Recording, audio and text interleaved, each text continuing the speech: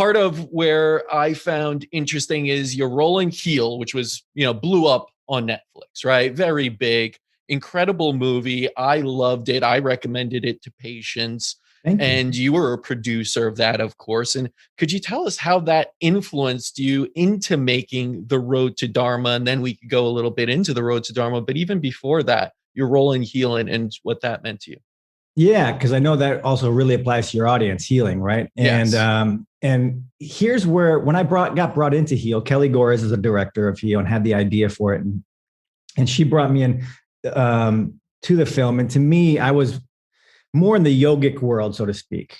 Social issue films also, but conscious films. I had already done one motorcycle film, my first film called The Highest Pass, where I didn't know how to ride a motorcycle. And I went with my guru over the toughest road in the world. Kind of stupid, but that's what you got to do sometimes when you have passion. You follow your passion. So she knew I was a conscious filmmaker, and when she approached me with that film, I saw the heal in general, or healing as a subset of the yogic mindset.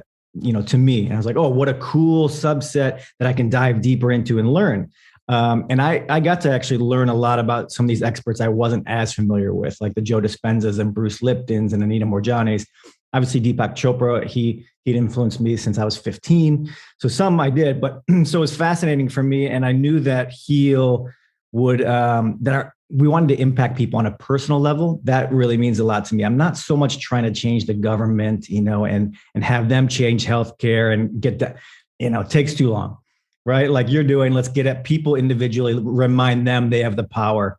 And I love that we wanted to have impact, and I knew we wanted to get on Netflix so that we could have that impact on individuals. And so we had a plan to get there. So anyway, so to me, it was yogic first, or yogic, the broad sense.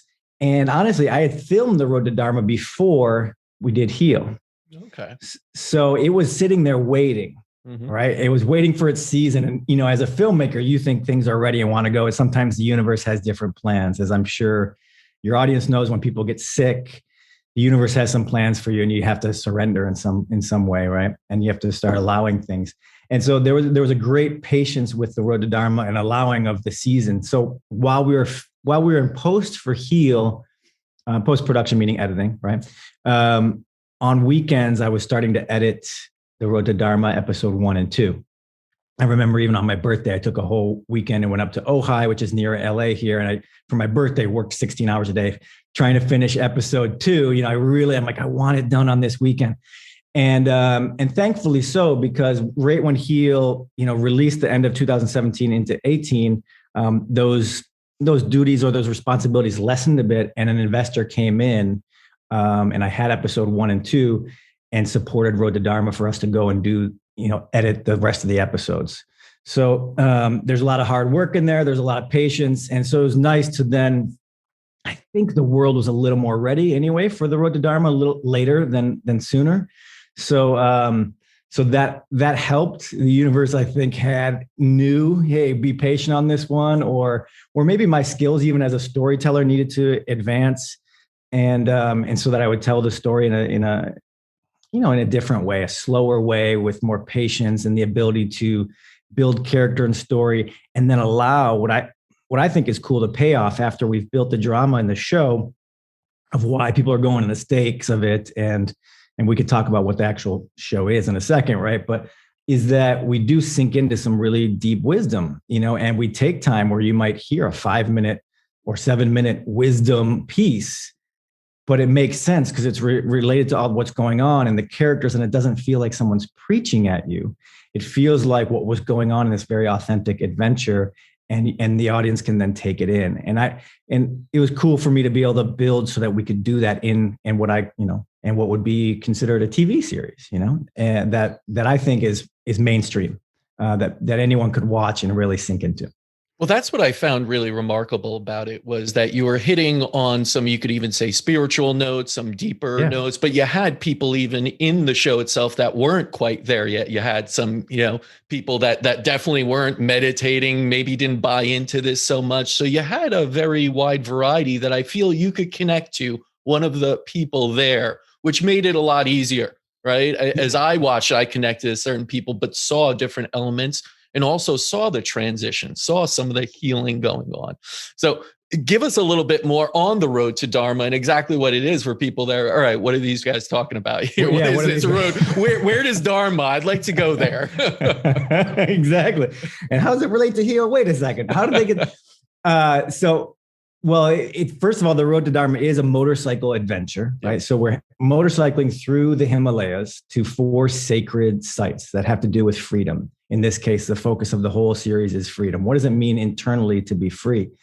And it's a mix of motorcycling, high altitude hiking, and a diverse group of characters led by Anand Mehrotra, Anand, who's a guru, our Himalayan master, if you will. And, again, I don't set him up as this high guru. I set him up as a very almost natural friend in many ways. We do that early on to just show like where he grew up in Rishikesh, the birthplace of yoga, so that people can make their own judgments on that and not feel like they're being pushed or led by him, so to speak. And as you mentioned, the characters, there's Jeff and Jen, who are going through a possible divorce or possible reuniting. She had been off alcohol for 2 years, and he wasn't quite there on the spiritual thing, right? She was trying to like bring him up to speed, right? Which I'm sure a lot of people feel like, especially women, right? They tend to be a little more advanced in this world when it comes to spirituality and maybe bringing their husbands along, which is part of why this series is cool. It's like, hey, watch this motorcycle adventure thing. And then, here comes some language that I think, men feel in their dharmic path, in their path to truth, in their spiritual quest, but maybe don't have the right words. And like, yeah, I agree with that, and okay, cool. Now it makes sense. So Jeff and Jen, on the verge of divorce. Fred, who's 75 years old. My God, you start to fall in love with this guy because what courage. Motorcycling in India is crazy. All right. So for people that haven't been to India, it's nuts. There's no real rules except the rule is just take care of yourself and everyone else. And it's really dangerous. Right. And then Elle, who had just learned to ride a few weeks before the ride, is also, you just feel for these people. You kind of think, some people have said to me, at least in episode 1 and 2, you guys are a little nuts. Like, this is too dangerous. What are you doing? Right. And then I would just encourage those that are feeling like that, watching episode 1 and 2, that's good that you feel that way, because that's how people are feeling. Whether or not they're saying it, they're feeling like, what are we doing? This is a little much. And then in episode 3, it takes you to that next level and things start to pay off and it deepens. And you go, oh, I get why they're there now. And I get why they would push the envelope and do something quote unquote risky and why. And then otherwise, and then the characters, there's myself, I'm in there. I'm narrating the thing. And I relate us to Anand in terms of the guru. I give us some insights, like what's he like? And there's Mario from Michigan, who I knew actually growing up. This guy's a dreadlocks kind of freewheeling dude. And Ken, like the rational businessman, really rational businessman, just wants to know everything, but has to learn to just kind of let go and jump in. And I love Ken's, when you get to episode 5, it's one of my favorite episodes when Ken just really has to like surrender to the power of the Himalayas and really he tells the camera to shut off because he's tearing up. He's that kind of guy where he's like, hey, shut the cameras off. Doesn't want to really even show emotion. Anyway, so that's the essence of the show. It's all about freedom. We're motorcycling. We're going to sacred sites. It's beautiful. There's wisdom. There's even humor. So I really think it's a great thing for couples to watch, or for anyone, no matter how far along on the path you are. Absolutely. And some beautiful shots. The Himalayas are incredible. I got to spend time in Tibet, went actually to Mount Everest and drove through there. I did not motorcycle though, because again, I think that is crazy. And that kind of brings me to a lot of what I heard there was freedom. I heard a lot in this show, of course, that idea of being free, but also to take risks. And this is something I talked about the other day with someone.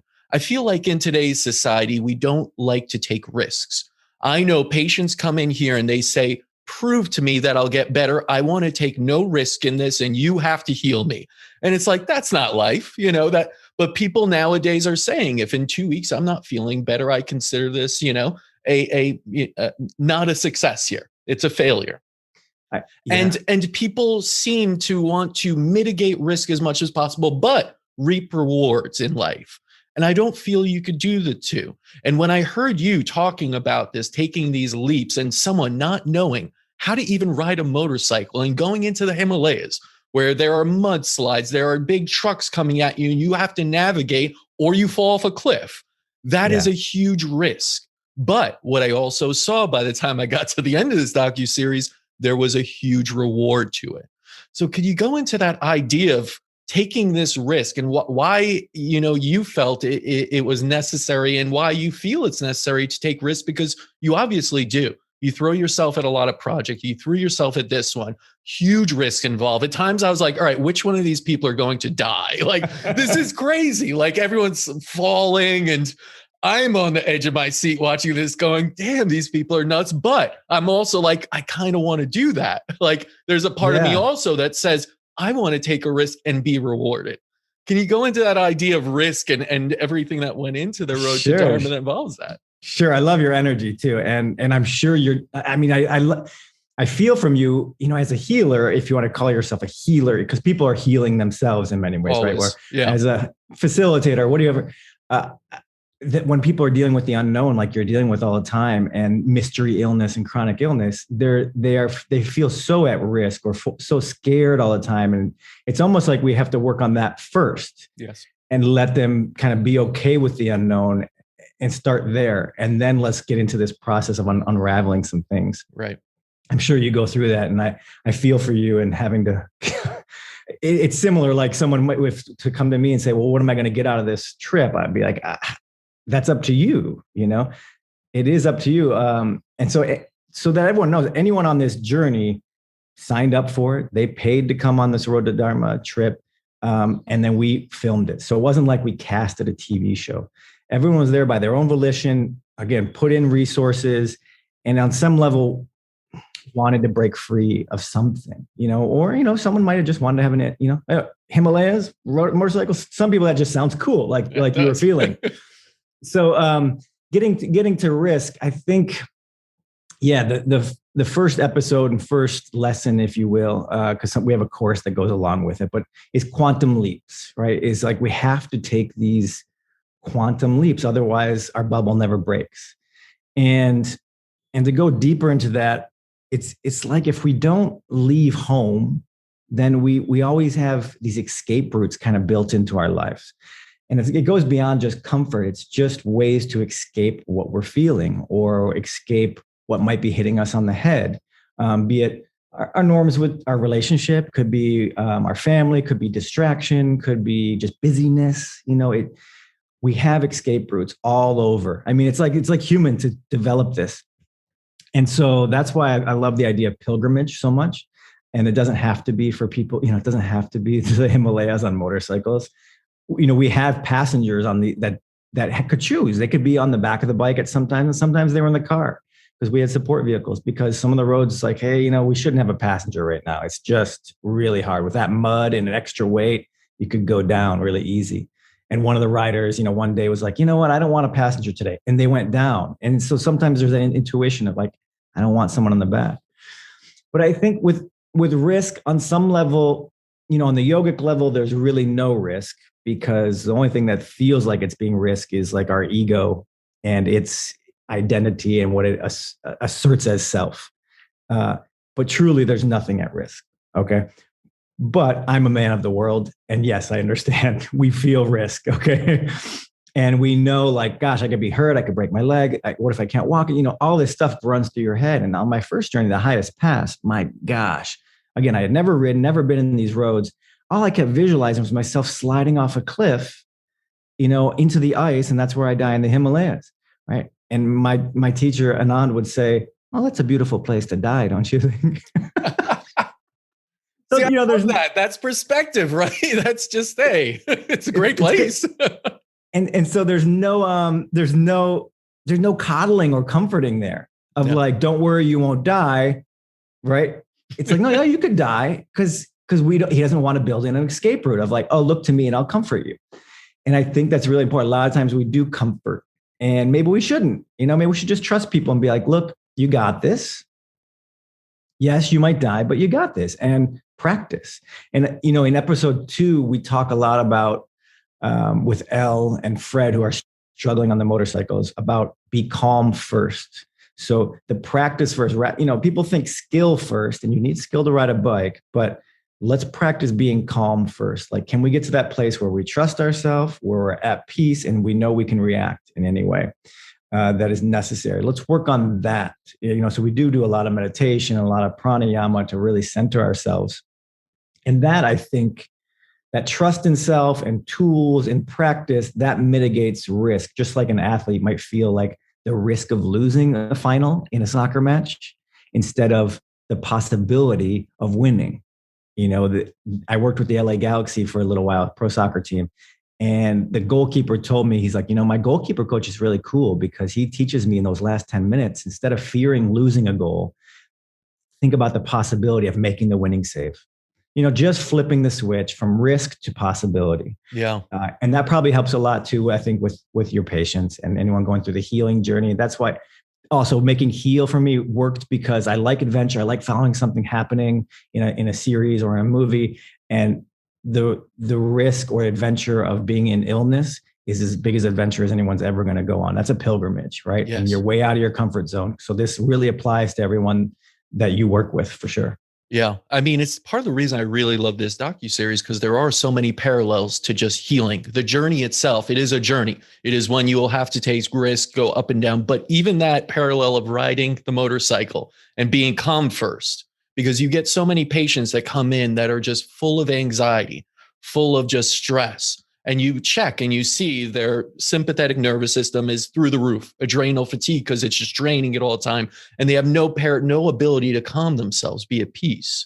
So, it's incredibly hard to do any medical treatment when someone is just so anxious. And we're not going to feed you full of pills, because that's just subduing something. And it's not changing anything really, right?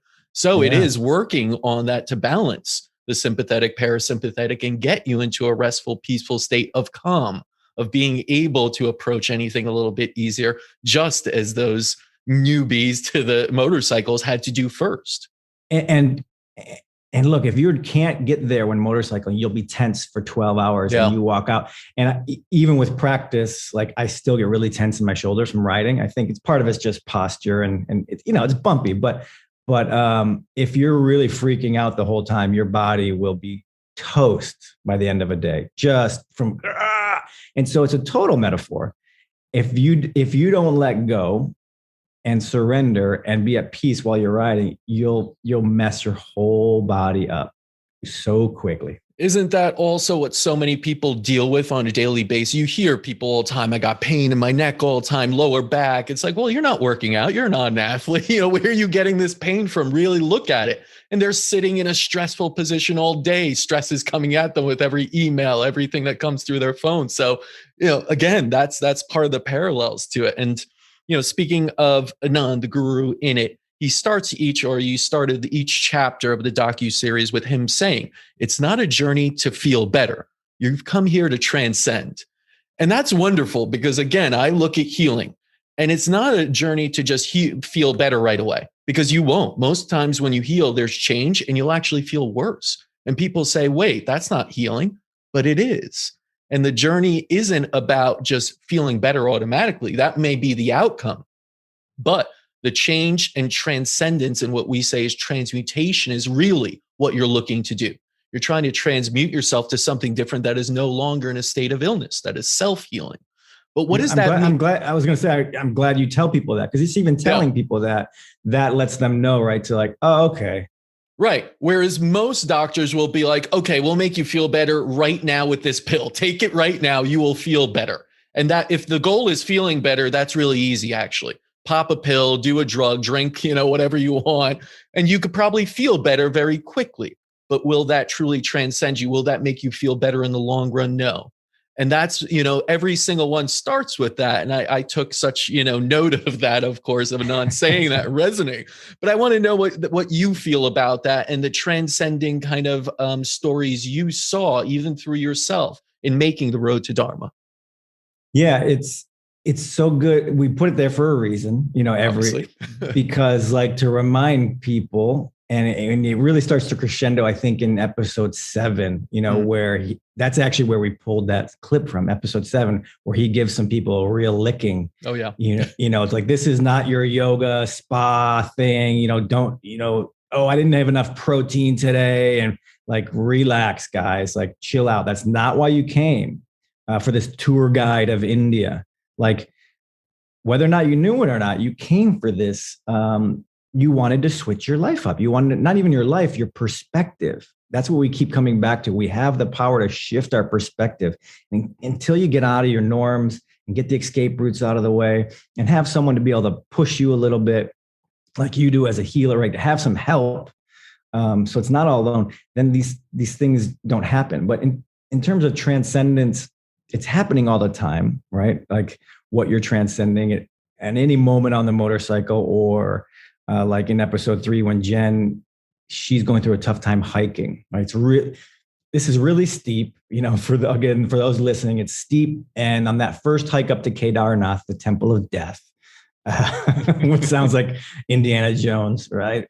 So I love it. The Temple of Death. The first thing on the highest pass, okay, years ago, 2010, the first mountain pass you go on to get into the Himalayas is called Rotano Pass. And so, of course, I'm on the internet looking it up, and it means pile of dead bodies. And I'm like, oh no, you know, why did I look this up? This is stupid. What a literal translation. Oh, it's horrible. So have to transcend this constant fear that comes up, this constant thinking, oh, my guru is trying to kill me. You know, he's trying to sacrifice me so his prophecy doesn't come true. Oh my God, the mind comes up with these stories. So laughter is a really cool method of transcendence on the bike, or if you have a passenger, maybe singing mantras like we start. So you get out of the fear state and into a little more of a flow state. And I don't like to use that word too much because I think we're always in a flow state in some ways, but you're transcending all the time. And as a filmmaker, I was just, first of all, I was sick at the beginning. No one would know that, like, you know, hard head cold and all that. And the first thing I said was like, I'm not going to tell anyone. And I'm just going to think of it as one little feeling, you know, that's just something. I'm not going into poor me. I have too much on my plate. I'm filming and writing and I'm sick. Like, no way. You know, that was, so that transcendence of laying down the law with oneself, I think, is key, and saying, no, yes, I feel this, it's happening. I don't deny it, but I'm not going to let that define me or my experience. And I'm going to say mantras, Om Namah Shivaya, to help lift above the conditions. It's not to make things go away. You don't say mantras like you're praying to the God to take it away from me, right? Heal me, make me feel better. No, you're praying for yourself to transcend above the circumstance, to be bigger than what's going on. So it's still you still feel it. And I think in the new age world, people get this idea that transcending means we don't have feelings anymore. We're not in pain anymore. And that's not what transcendence is. It's transcending is our shifting our perspective of things and maybe connecting to an identity that's a bit bigger than our normal set of circumstances and have perspective on it. And thus it doesn't shatter us so much. And we can smile on it. And it's like, yeah, I'm also sick. Okay. So that kind of transcendence, I think, is happening all the time. And maybe later in the talk, we can talk about it, or now, you know, in episode 9 and 10, when I had a little snafu myself. Yeah, no, let's jump into it. I want to hear about these snafus. I mean, I finished it, but I almost want to get your insight because I watched it as an outsider, went through it, really engaged in it all. But now to speak to you was behind. I didn't know you had a cold, right? You know, in those first episodes, you were just there. And that's amazing. You were able to just, you know, do that and work through it and transcend through it in a sense. Yeah. But tell me about those snafus. And a cold, you know, it's so small and simple, but everyone's feeling they have a lot on their plate. Everyone feels that way. And if you just look at, you have no idea what's going on with someone else. That's the thing, right? So you have to, you don't know if you have a lot in comparison. You know, Ryan had seizures going on. Yep. And had been in a motorcycle accident. This guy from Canada, you love him. He's just such a sincere guy, raised money from his community to be able to come on the trip.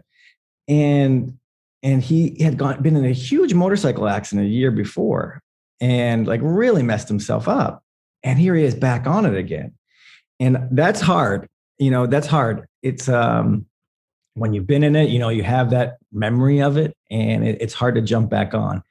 And for me, the experience I had in episode, you know, I talk about it in episodes, but it was just a real day in the trip. These are real things. We weren't like, this is episode 9 as we're right. Right.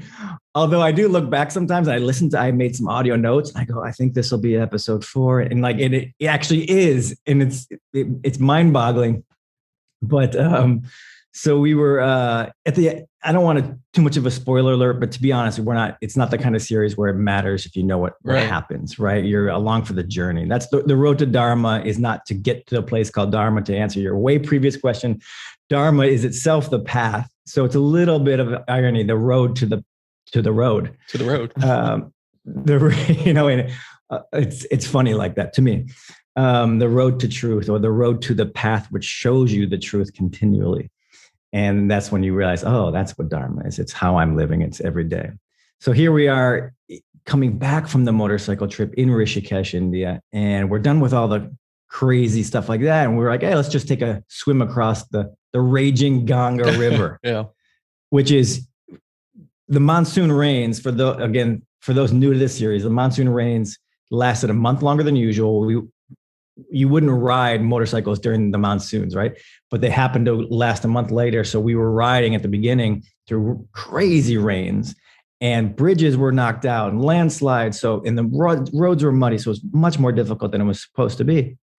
And the river was still really high and raging, even by the time, 3 weeks later when we got back. But Anand, likes to swim across it. And I've swam across it once before at that point, which I knew was hard. And this time I was like, yeah, I'm going to go for it. So we all swim across the river, and I really pumped hard. And I ended up, the long story short, got caught in an eddy, and things were going sour quickly. I saw somebody else panicking. Jeff was kind of, oh, hey, help. And I tried to float, and I was pulled under again, because that's what you're supposed to do, is just try and float and don't waste your energy. But she was taking me down. And I'm like, okay, that's not working. And you're thinking, you're having these thoughts, and I'm like, oh, interesting. And I remember going under at that time and thinking, oh my God, my mom's going to be so upset, That's the thought. Right? Like, what an idiot, like, didn't have to cross the river. First of all, why are you doing this journey? But she's going to be so upset, which, I could talk about mom-son relationships for hours, right? It's such we could, it's a unique thing that I keep unraveling.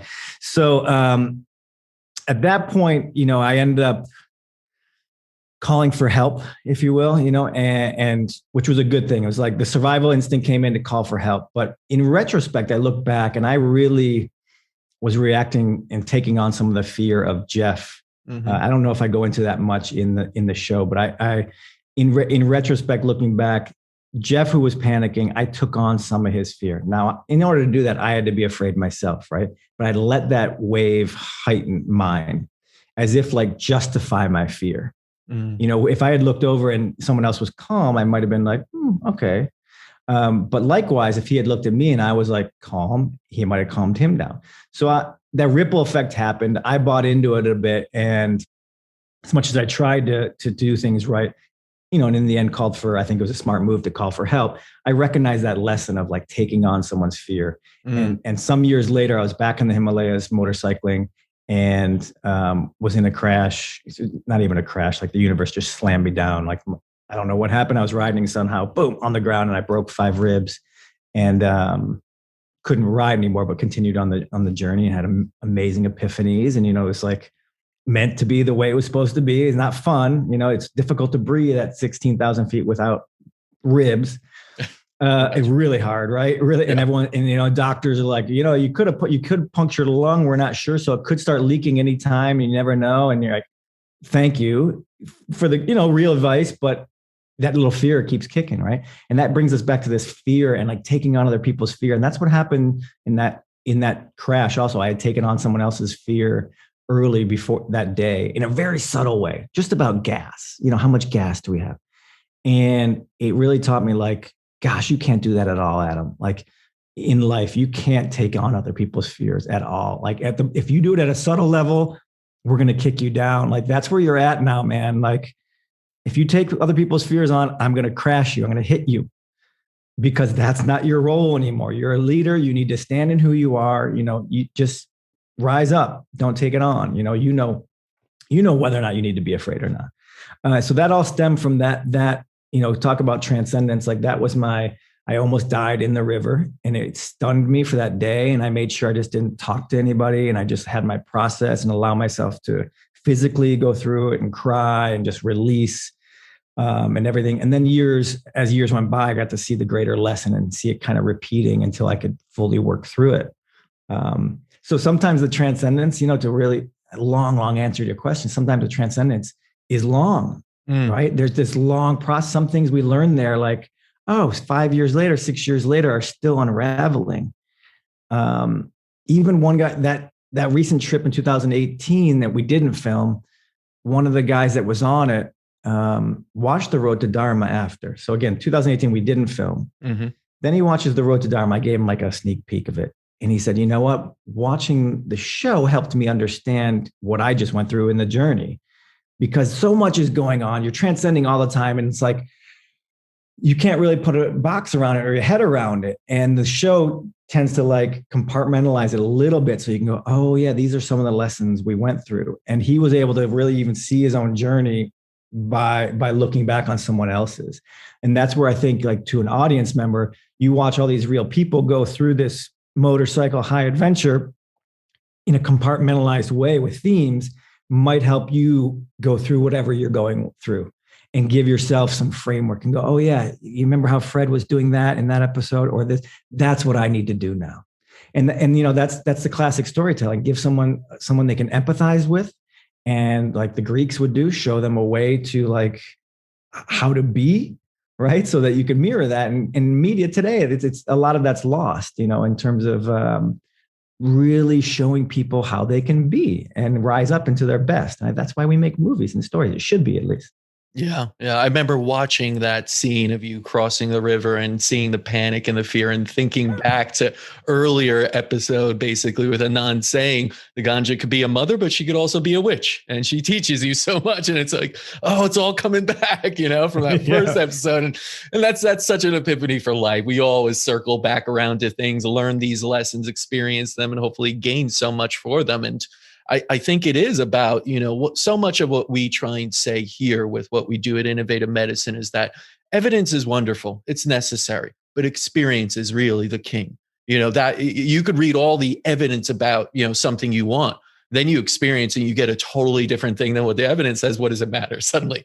So I always say it's the experience that matters most. Don't dive too far into thinking over evidence or what's going to happen. Cross the river, experience it, learn. Because even seeing this right now, that idea of you taking on someone else's fear, I am listening to that and completely agree. But I haven't experienced it like you did in a raging river where life and death may come and you're thinking about your mother and all these things. And suddenly that has such an experience for you that is so personal to you and what the lesson will be. Someone watching or listening to it is not going to have that. They may gain something, but they won't experience it, which sort of leads me to this idea. Do you feel like everyone should go on some sort of pilgrimage, should have some sort of a guru? Because, of course, even the pilgrimage itself is a wonderful thing, but then you add in Anand there, guru, and there's so much to go along with it.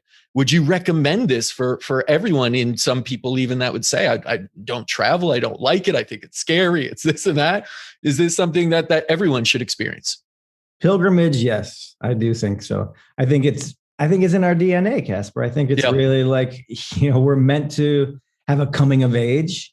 And it was built into older traditions to do that, right? And to put people, the Native Americans put the kids through certain rituals. That's the pilgrimage, so that you can test yourself. That's where we get to in episode 10, which is like, you're greater than you know. You are much greater than you'll ever realize. We touch on it in episode 3 too, and I just love that. It's to know how much potential is there. And I do believe we need a pilgrimage to help unlock that. And there's some risk involved, but if that's the thing, if you switch your mindset to this is a pilgrimage, whatever you're doing, it could be just COVID is a pilgrimage. It could be your relationship. It could be, then I'm here to grow and I'm here to shift. That already kind of sets the tone. Same with healing. I would think if you can set the tone and say, hey, look, this is a pilgrimage. We're going to get a lot more out of this than just healing you. Are you open for that? Right? Are you up for maybe something that changes you internally in your life? And if they can buy into that, wow, now double potential. Super cool. Guru, to add a guru into the mix, amazing. Now everyone's not going to have that, but they might come in different forms. Like your patients having you, I think, same thing. Someone that's been there, seen it. That again, it's not like an escape route, right? It's guidance. Realigning. Yeah, I go see people. And from Heal, I went and saw Patty Penn. She was doing the tapping, and I went and saw Patty Penn last weekend because it's important dealing with mom, son stuff, and like, okay, what's left there, and let's release it and unleash again your greater potential.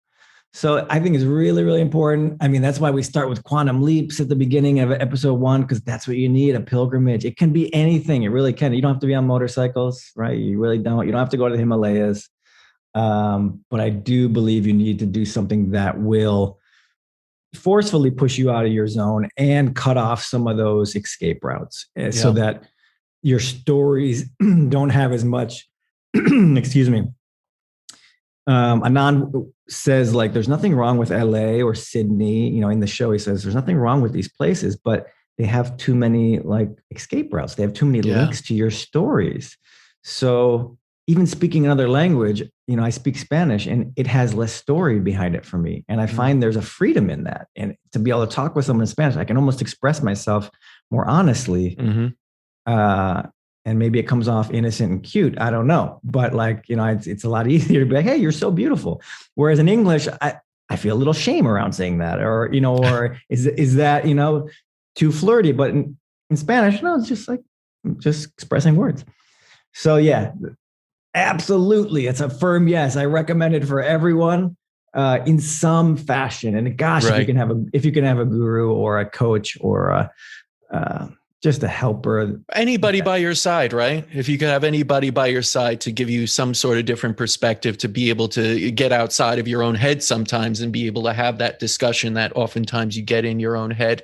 And I'll say the one thing I would add to the pilgrimage, because you're right, it can come in so many fashions and forms. And I've been lucky enough to travel. And each time I travel to some distant place and do backpacking or hiking with a group or anything, it feels like a pilgrimage in a sense. But the biggest part for me is that connection to nature. It's getting away from Manhattan and, a kind of, man-made sort of stressful environment into something that's truly natural and just being around nothing, like in the Himalayas. I just had epiphany after epiphany that I would never have. As much as I tried in New York, they just came to me. You're up there. You get no cell service, right? You're in these monasteries with Buddhist monks chanting around you. If you don't have epiphanies, I think something's wrong with you almost, It's like, and the intuition just kicks in. You start asking yourself, what should I do? And you get answers. And that was amazing to me, because I find, I was even talking about this with my team earlier. It's that people are searching for answers everywhere outside of themselves. We have patients going to everyone are you going to be good for me? Is this good for me? Should prove that this, supplement works on me. Sometimes you just have to ask yourself those questions. And what do you feel? Do you feel it will work for you? And we've lost intuition because we can't answer those questions. Yeah. So one of the things I heard when I was listening to a documentary that also kicked in and I think would help with all this is that idea of getting into the gap. And in one of the episodes, you go in and the gap is what I learned from reading a Wayne Dyer book many years ago that was given to me called Getting into the Gap is japa meditation. And meditation is about getting into the gap. And meditation is something you guys practice daily with Anand, right? In this doc, and it's something you are very involved in. Do you feel that the ability to meditate, get into the gap, is an essential part of life, of healing, of calming the mind, of being happier and healthier? Yeah. 1,000%. It's the best tool I've ever learned in my life. I started at 18 and I can't imagine myself without that tool of awareness. I call it building awareness. I do teach meditation, or I have free groups. Like for the last 12 years, I've had a group at my house every Monday night. It's more community and Sangha. But that tool of awareness, can I grow my ability to be aware of my intuition, or just what's even going on with me, or my own loops, just can I grow that awareness, and then my ability to allow it and to be able to be with my feelings and let them process. And it's astounding how many people don't have that toolbox, right? Yeah. And I find life would be very difficult without that toolbox. Very, very difficult. So yeah, meditation is so key. And Gap episode 5, it's one of, like, they're all my favorite episodes, like my children. But that episode is so complete and beautiful. We go to Tungnath, this beautiful temple at 12,000 and then 13,000. The masculine temple at 12,000, Shiva, and then the feminine above it, because the feminine is always above the male. There's destruction, but there's always creation above it. And I love that. And it's formed like a crescent peak up there, and it's so beautiful. And like, it's so quiet, up there, and we're recording and I'm talking a little. And it's just so beautiful. And people have epiphanies there. Like Ken, the rational dude, like just gets flooded with the power of the Himalayas. And if your mind's talking all the time, or if you're even talking all the time with other people, and Anand said to us, no talking that whole day, so that there could be more ability for the gap, more ability to just listen. And I think it's so important. As I sit here and talk, I'm almost like, be quiet, Ed. Just listen. But I know we're here to talk on the show, so we can't really. But yeah, so intuition comes in that gap. Listening, Anand even says, listen, that his guru would say, like, don't listen to my words, but the space between my words. And or not his guru. I think that was Shiva was saying to his beloved Shakti, don't listen to my words. I believe I might have the story wrong. Not a problem. Either way, listen to the space. Yeah, all good, right? All good. So, oh my gosh, meditation is to me the tool. I can't say that's the same for everyone, because I know we're all built a little different. And I know the Tibetans knew that also. So different styles of meditation. That's why there was visualization. It worked better for some people. That's why they developed practices that could, Tantra, not like we know it, Tantra sex, but the Tantra tradition, which is part of my lineage, means that we can use it in life. So it's like, it should apply the daily work. It should apply in the bedroom, and it should apply. And if you need visualization to help you because your mind is more like that, not everyone can just be like silent. Right. So I don't want people to walk away with crazy expectations that they have to be this emptiness, because I don't really actually believe that it's emptying the mind. I believe we're emptying the separation. Yes. We're emptying this idea. That's what even Thich Nhat Hanh says right there in that book, it's not emptiness, it's empty of separation. And then, which is more fullness. Oh my gosh. Empty of separation. That, to me, when I read that, I was like, yeah, that's it. Because I've never thought this emptiness, like it's not empty. I look around, it's not empty, right? It's full. Even at the subatomic level, when I go small and I go in between the particles, it's full. That's where I feel energized. So it's, when I get less of thinking I'm so separate, then it's like, it all comes in, then it all rushes in. And that's as gappy as anything. The energy just flowing through you. As gappy? Did I just say as gappy? It's gappy. That's definitely gappy. A term. Like, I'm not happy, I'm gappy. This whole conversation, gappy. I hope, leads to gappiness and people getting into the gappiness of it all. But it's true. I mean, so much of what we see are people just nonstop. We have these 60, 80,000 thoughts. Most of them in our normal life are going to be negative in some way. They're going to be critical, judgmental, and a lower consciousness level. And as we know in our field, at least, it's that those thoughts will lead to biochemical actions through the HPA axis, through psychoneuron, system, all of these things that are now scientifically proved. This isn't just, thoughts and, spirituality and its woo-woo concept. No. And to be able to get into some kind of gap, get a little gappy any way possible.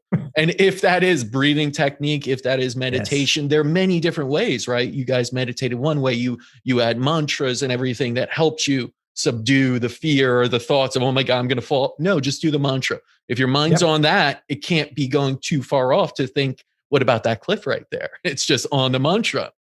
And so I do find that incredibly useful. And to say to people, you got to experience and find what works for you. Is that, japa, what I learned through different mantra, or is that something else? Is that transcendental meditation? Is that just breathing and focusing and listening? There's a million different ways, really, and make it personal and experience and try it out, because I do think we have an epidemic of overthought, of just thinking too much. And we're talking negative things to ourselves constantly. I mean, we all do it. I'm not immune to it. It happens always. It's the ability to catch myself quickly and be able to say, get into that gap a little bit.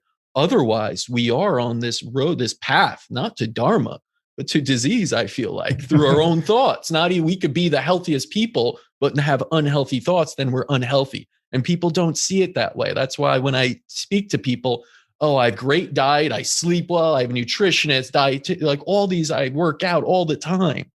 Yeah. Yet they feel unhappy and unhealthy, and they are. Their biochemistry shows they're unhealthy somehow. And then you go into what's going on up here. And that's a big part of it. It's huge. I love that. Even the catching of a thought, like that's gappy.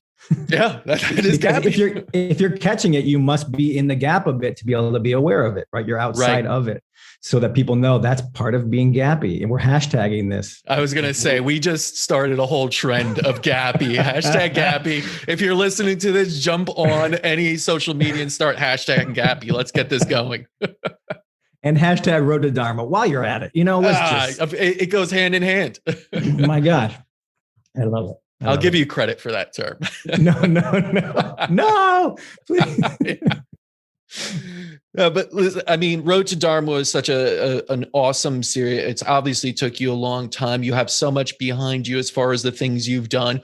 Are you looking to continue this? Is this like, what's next is there a Road to Nirvana next or something else?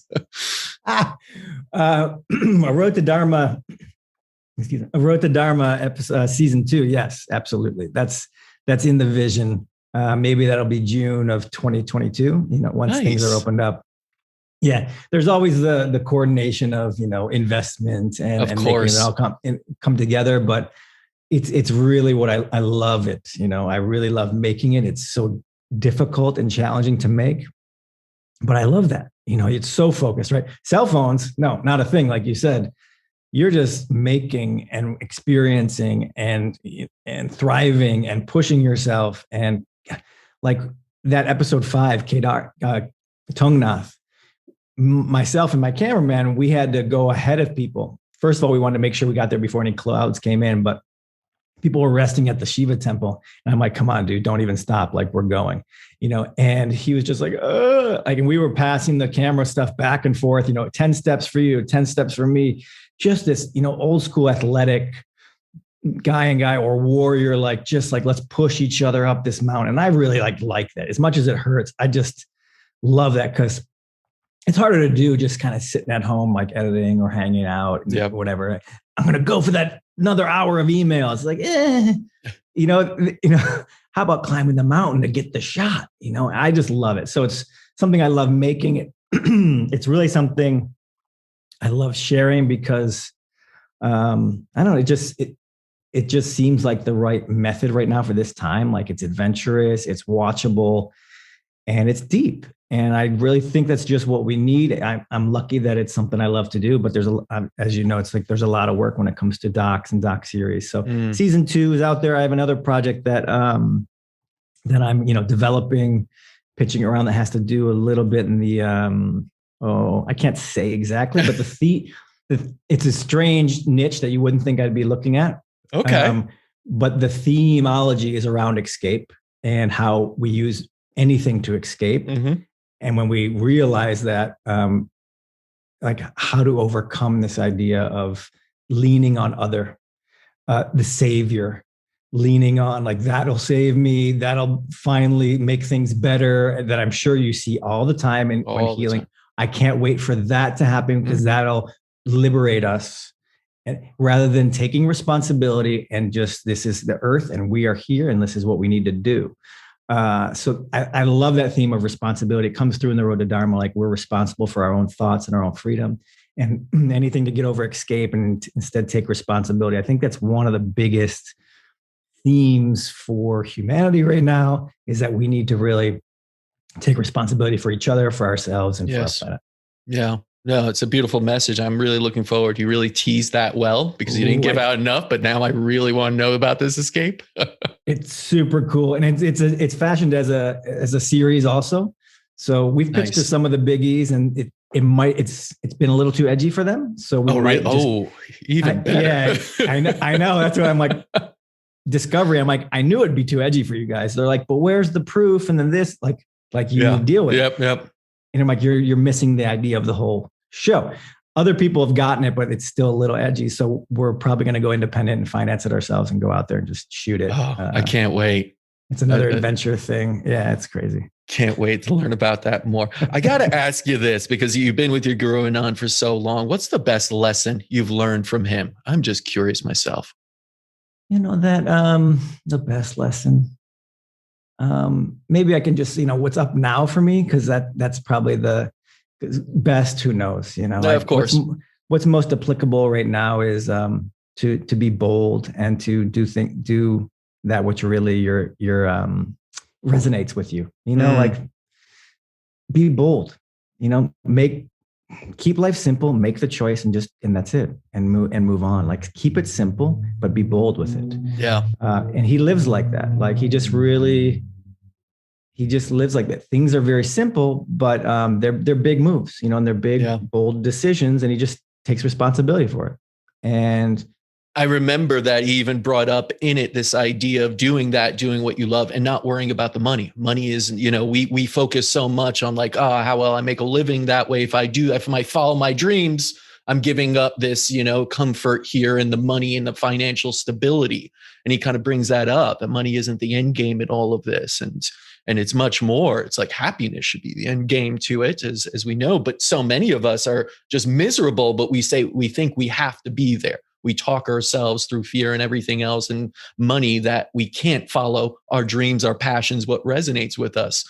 But to me, that's just going to lead you to unhealthy positions, sickness, disease of your mind, of everything. And that's a terrible place to be. Yeah, I really hope people, because, from doing Heal, to loop back to where we started, you see that, you really see that when people in their relationships or just their lives, their emotional lives are stunted or holding back or repressing anger or not making the moves they really actually want to make. Mm-hmm. And this isn't from like a privileged standpoint, like, I want to go to Bali and, no, it's some like what's inside you that's like not happy and wants change, but maybe is afraid to. It can clear up a lot of issues.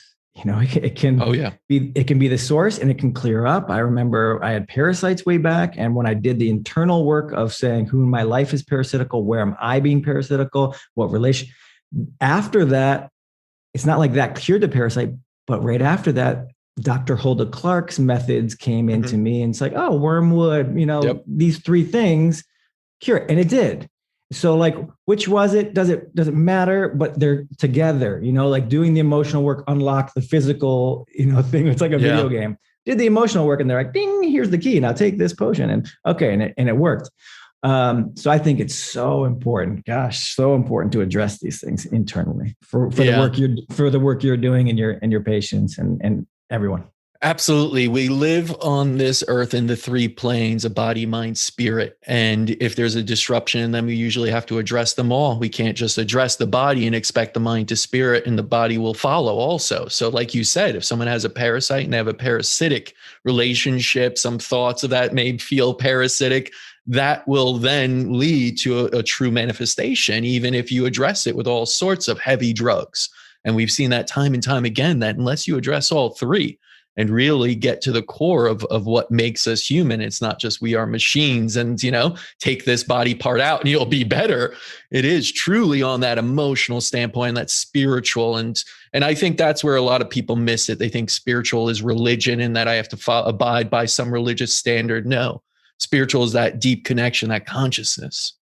And that's where so much of disease today, unfortunately, manifests from. But it's the one thing we have the most power over. We don't need, really too many doctors on that side. We actually have so much of that power here to do that within us. So to me, it's incredibly empowering when you approach things like healing this way. And when I watch documentaries such as yourselves, because they give the insight into how you could take your power back and literally heal yourself and make yourself healthy and happy. So. Yeah, take that's you're so great. Taking your power back. And I can feel that you do that with all your patients, that you're giving them the power, not even giving it, you're reminding them they have it. Reminding, yeah. and that's the same with a guru.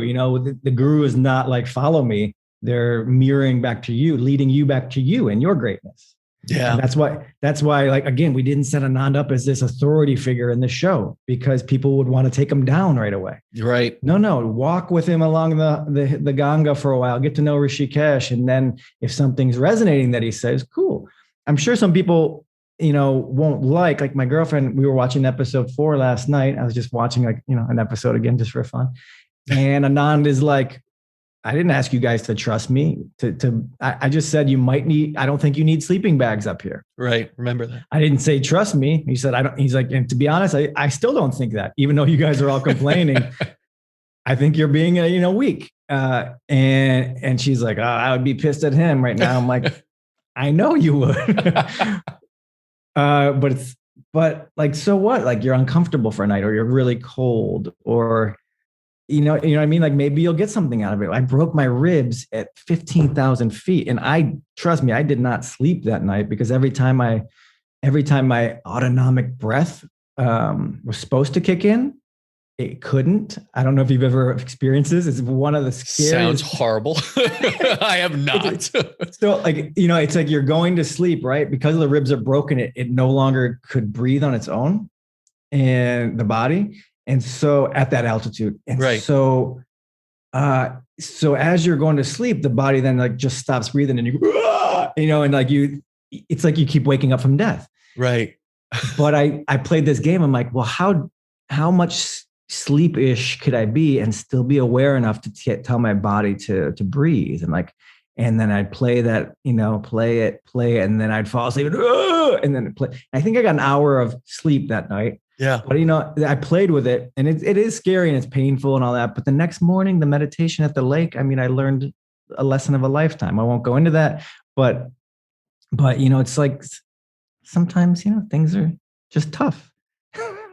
I feel like they have to be. We need the challenges. They are the best teachers. Anyone that I've met that's been through serious chronic illness and been at the lowest lows that is now healed, is self-healing, is giving back to the world, will look back on that point and bless that point and say, that was so useful. Thank you, universe, for giving me that disease, which is crazy. And you're talking about cancer patients that were told they may not live. And then they look back and say, thank you, cancer. It's like, whoa, that goes against anything we think.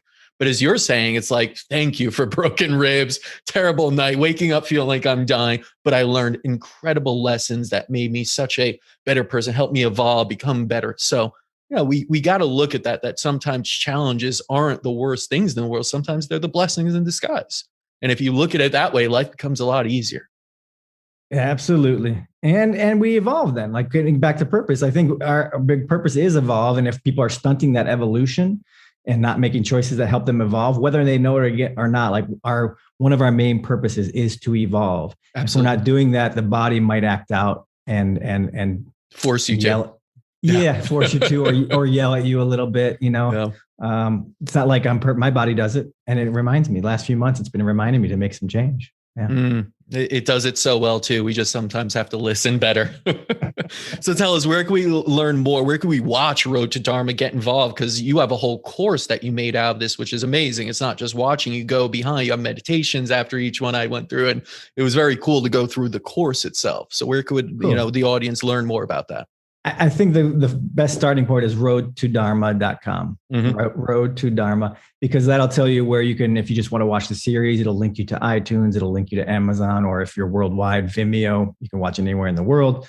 It's not streaming, so it's a purchasable series, but whatever, $9.99 and you get to watch 10 episodes. Well worth it, yeah. Well worth. And then also on roadtodharma.com, there's links to the course. The course itself also includes the series. Includes 10 chapters that go along with each episode, then 10 meditations that go along with each episode, and then 10 bonus talks of this is what you didn't see, the 45-minute talk from Anand at Kedarnath or at Badrinath talking about relationships. So you get another 5 hours of content there. And I love that because then I love people to do that. And actually it's been quite popular because then, it has a binginess to it. You could binge it and go fast through the series. But to go back and go, oh, that's what the themes were. And to see the bullet points of this is the freedom can help lodge it in a little bit more deeply in your experience and as you were saying, experience is so key to do the meditation and have a little bit of experience for yourself of how easy pranayama can shift. My God, like pranayama shifts the energy so quick, right? That's important too. So it's as much as I could pack into a course series experience without you having to go on it and risk your life, which we know is important. It's to me is the epitome of trying to make something as immersive as possible when it comes to TV, media, coarseness. I haven't seen much that's like that per se. So yeah, that's all. roadtodharma.com is where you can get links to all of it. And we give, just so you know, like for the course, 3 lessons free. You put your email in, you can watch 3 episodes. You can do 3 lessons for free just to check it out. And then if you want to pay the $69 for the course, then go for it. No, it was really a wonderful thing to go through and to partake in it also. You feel like you're part of it. And although you may not be able to go to the Himalayas, like you said right now, and ride on the motorcycles, you still feel that you're experiencing something that is at least relatable in some way, so that it's a step towards, healing, towards learning about this, towards really connecting with everyone and improving yourself. So a great job on that. I'm really looking forward to season 2, as well as the mystery one coming up. Can't wait to hear more about that. And yeah, wishing you all the best. Thank you so much for joining us and sharing your story. You got it. Such a pleasure. I love the work you're doing. I'm glad we're in touch now, face to face like this, and you're helping people out there on the East Coast. Do you help people on every coast because of Zoom?